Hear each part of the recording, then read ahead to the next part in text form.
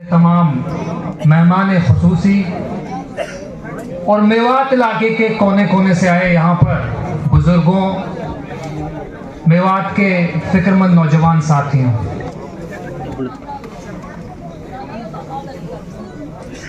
आज के दिन की अहमियत क्या है, आज के दिन का हिस्टोरिकल पर्सपेक्टिव क्या है, मेरे ख्याल है इसकी डिटेल में तो जाना मुनासिब नहीं है।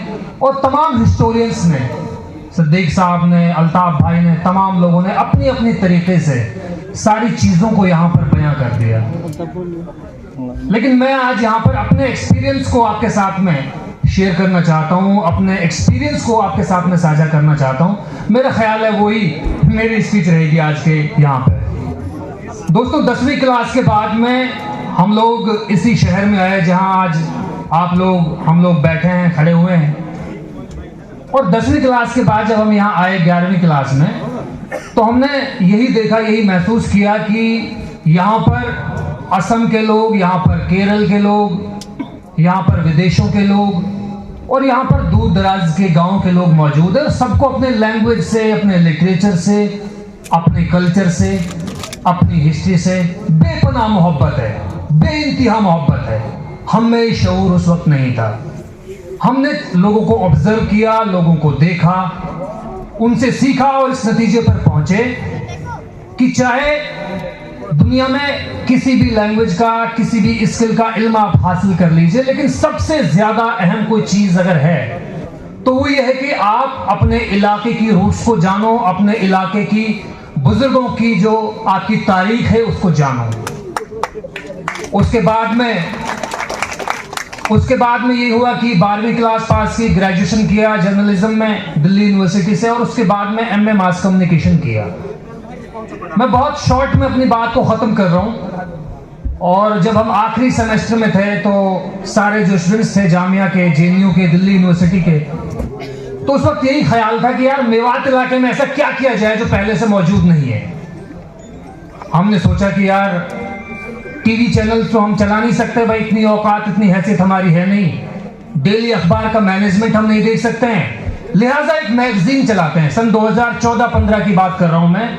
और सन 2014-15 में इसी शहर से हम तमाम दोस्तों ने, साथियों ने मिलकर एक मैगजीन की इब्तिदा की और एक साल उस मैगजीन को बहुत ही कामयाबी के साथ चलाया। और इंडिया टुडे की मैगजीन की जो तर्ज होती है, उस तरह की मैगजीन हमने पहली बार उस इलाके में चलाई कि ताकि कंसर्न अथॉरिटीज के सामने आपकी आवाज को बुलंद किया जा सके, उठाया जा सके। ये सन 2014-15 की मैं बात बता रहा हूं। लेकिन दोस्तों, जैसा कि आपको मालूम है, जिस तरह से सोशियो पॉलिटिकल लैंडस्केप देश में बदल रहा है, चेंज हो रहा है, उसी तरह से मीडिया लैंडस्केप भी चेंज हो रहा है। लिहाजा हमने सोचा कि अब डिजिटल का दौर है, वर्चुअल मीडियम का जमाना है। अब हम लोग जो है एक ऐसे माहौल में जी रहे हैं जहां पर विद इन सेकेंड्स में आपकी इंफॉर्मेशन 1 किलोमीटर से कई हजार किलोमीटर दूर पहुंच जाती है। हमने उस मैगजीन को कन्वर्ट किया और आज आप मेवात कल आजकल के नाम से जो एक पेज देख रहे हैं फेसबुक पे, उसके जरिए में हम यही दिखाने की कोशिश कर रहे हैं कि मेवात की हिस्ट्री को लोग कायदे से जाने। और जो गढ़ा नैरेटिव है, जो एक पैटर्न बना हुआ है जिसके खिलाफ कोई बोलने की हिम्मत नहीं करता, हमने एक जद्दोजहद दिखाने की कोशिश की है, एक मशक्कत की है कि मेवात ऐसा नहीं, मेवात ऐसा भी है। आप लोग, तमाम लोग देख रहे हैं, तमाम लोग पढ़ रहे हैं। ये तो दोस्तों बात हो गई हमारे प्रोफेशनल करियर की। 2 मिनट और लूंगा, माफी चाहूंगा।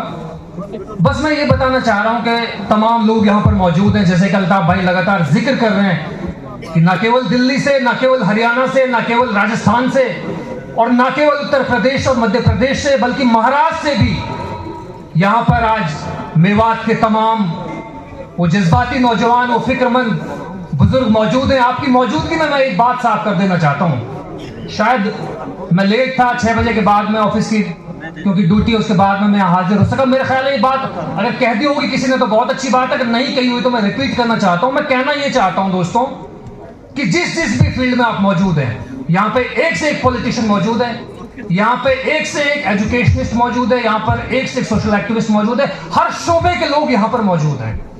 दोस्तों, जरूरत यह है कि एक दूसरे के काम आया जाए।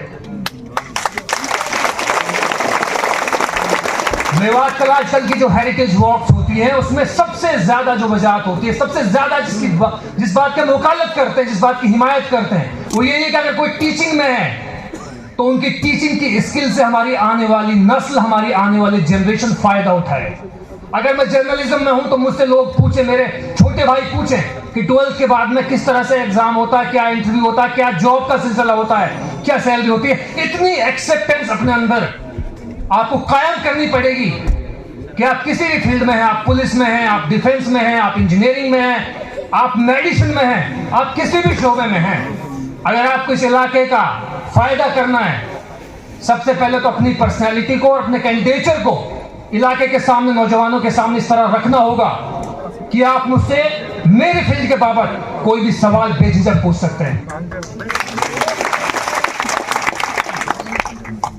और जैसे कि मैं अर्ज कर रहा था कि 5 स्टेट से यहां पर मेवात के अलग अलग खित्तों से लोग मौजूद हैं।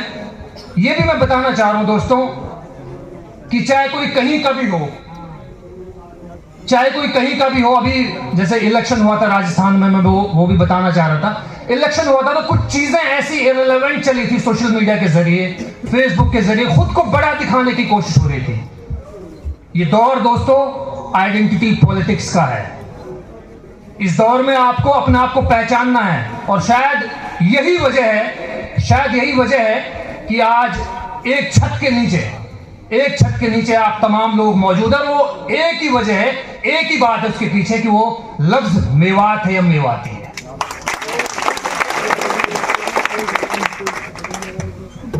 और आखिरी बात दोस्तों, ये जो बात मैं शुरू में कह चुका हूं कि जब हम यहां पर आए, लोगों को देखा कि यार असम का आदमी असम यहां पे गौरव महसूस कर रहा है, केरल का आदमी मलयालम पे फख्र महसूस कर रहा है, और बिहार का आदमी अपनी अस्मिता पर यहां पर नाज महसूस करवा रहा है और कर रहा है। हमें भी जरूरत है दोस्तों, अपने बुजुर्गों की तारीख को समझो, अपनी लैंग्वेज को बोलो, उस पर फख्र करो। मैं एक छोटा सा एग्जांपल देना चाहता हूं। मैंने एक इंटरव्यू किया था, हबीब मेव साहब केमिकल इंजीनियर हैं, कनाडा की राजधानी है ओटावा, वहां पर वो काम करते हैं। हबीब मेव साहब पाकिस्तान के, हालांकि वो, मैं उनका इंटरव्यू कर रहा था और उनसे उनकी जिंदगी के बाबत कुछ सवाल पूछ रहा था। उन्होंने दोस्तों यही कहा कि मैंने सब कुछ कमा लिया, अच्छी पढ़ाई लिखाई करी, अच्छी नौकरी करी, सारी चीजें करी। मैंने कहा अब क्या चाहते हो आखिर में आप? वहां ने कही मैं यह चाहूं कि मेरे बेटा को कोई ऐसी छोरी मिल जाए जो मेवाती बोलती हो, कनाडा में रह के वाली बात कही। ये दोस्तों अपनी लैंग्वेज से प्यार है, ये अपने बुजुर्गों की लैंग्वेज से प्यार है, ये अपने कल्चर से प्यार है। हम तो यही कह रहे हैं कि सन 47 में जब देश को बंटवारा हुआ, और वाई की तर्जबाज हम लोग इन मौजूद हैं कि हमारे एक बहुत बड़े तबके ने यही फैसला करो कि भाई हिंदुस्तान हमारा मुल्क है। लेकिन जब कुछ लोग जा रहे हैं छाती पे पत्थर धर के, और जब भी एक औरत से मैंने पूछी जी आप कोई एक्सपीरियंस बताओ, आप तो अगर आप अपनी रूट्स जानोगे तो मैंने कही, जब मैं जा रही, जब आकेडार बालक के बीच में मेरी बेटी मेरे साथी, मैंने कही बेटे काले पहाड़ देख ले एक बार और। जब वो पाकिस्तान जा रही, मैंने कही बेटे काले पहाड़ देख ले एक बार और, हो सके जिंदगी में दोबारा ना देख पाएंगे। दोस्तों ये हमारी रूट्स हैं और यही हमारी पहचान है। बस यही कहना चाहूंगा दोस्तों कि अपनी लैंग्वेज पे, अपने कल्चर पे, अपने ट्रेडिशन पे, अपने सारी जो परंपरा उन पर फख्र करो, और दुनिया की सारी चीजें न सीखो, सारी भाषाएं न सीखो, दुनिया में नाम कमाओ, लेकिन अपने आप पे फख्र करो। सबसे ज्यादा जरूरत आज यह बात की। बहुत बहुत शुक्रिया।